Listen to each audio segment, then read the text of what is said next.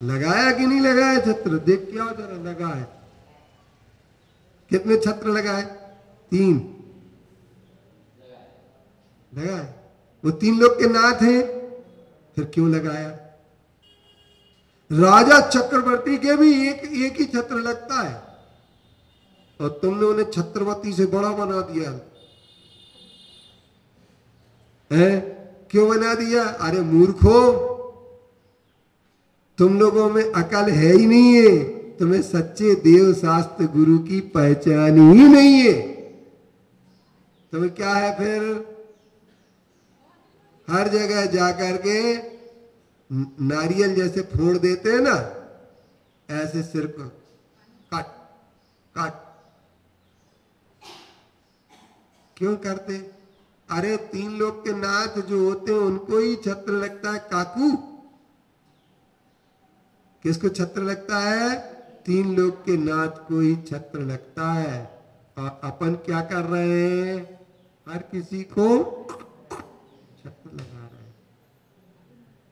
बोलो काकू। तो काकू लोगों को क्या कुंकू लगाना, छत्र लगाना, और क्या मांगना? एक संतान हो जाए। हमारे लड़का, अब संतान हो गई, दे दी संतान। अब वो संतान कैसी निकली? वो लठ लेकर के मारने खड़ी हो गई। तो अब जाओ देवी के पास जिनसे तुमने संतान ली थी, कि ऐसी क्यों दी तुमने? हमने तो अच्छी वाली मांगी थी, उठा के कोई भी दे दी तुमने है? उठा के कोई भी दे देते ना। लो, जैसे अपने पास कोई आता है तो अब उनने कहा कि एक हमारे लिए, जैसे मान लीजिए मिठाई की दुकान पर कोई आ जाता ना भीख मांगने वाले, तो उठा करके एक जलेबी हो। अब जलेबी कैसी है वो इससे कोई देख के थोड़ी देंगे। इसी तरीके से संतान तुमने मांगी, तुम्हें संतान मिल गई। कैसी वाली मिली? तो छत्र क्यों लगा रहे तुम? है 3 लोग के नाथ? जो नहीं है उन पर मत लगाओ। 3 लोग के जो नाथ नहीं है उनको छत्र मत लगाओ। इसलिए मुक्ता कलाप कलितो लसतात पत्र,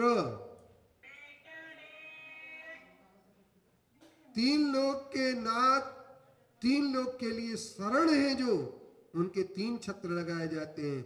और पूर्ण प्रतापी है उनके लिए छत्र लगाए जाते हैं। जिनका क्या प्रताप है? तुमने कलर कर दिया, रेड कलर तुमने किया है, किस पर किया? किस पर कलर किया बताओ? है? झूले को किया कि किस पर किया? अब दगड़ा पर किया, किस पर किया ये तुम जानो। मगर एक बात मैं कह सकता हूं, ये 3 लोग के नाथ तो नहीं है। इन पर 3 छत्र नहीं लग सकते, नहीं लग सकते, नहीं लग सकते। अब तुम्हें लगाना एज यू लाइक, तो हमारे ऊपर भी लगा दो, हमें क्या दिक्कत है?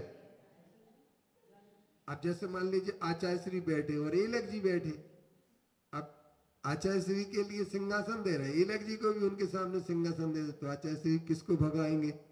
संग से तुम्हें नहीं भगाएंगे, एलक जी को भगा देंगे, जाओ तुम। क्यों क्यों भगा देंगे? समझी काकू?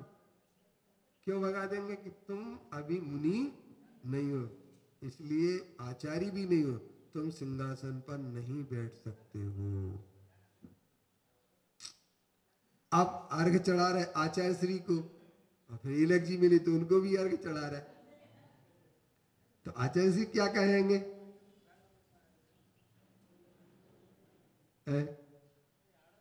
तो अब एक बात है, इलक जी कहते हैं मैंने थोड़ी चढ़वाया महाराज जी, ये लोग जबरदस्ती चढ़ा, हमने बिल्कुल नहीं चढ़वाया, भगवान कसम। तो तात्पर्य ये है कि अपन लोग जो है ना, क्या करते हैं? भगवान की उपासना छोड़ करके जो उपासना नहीं है उनकी कहते हैं।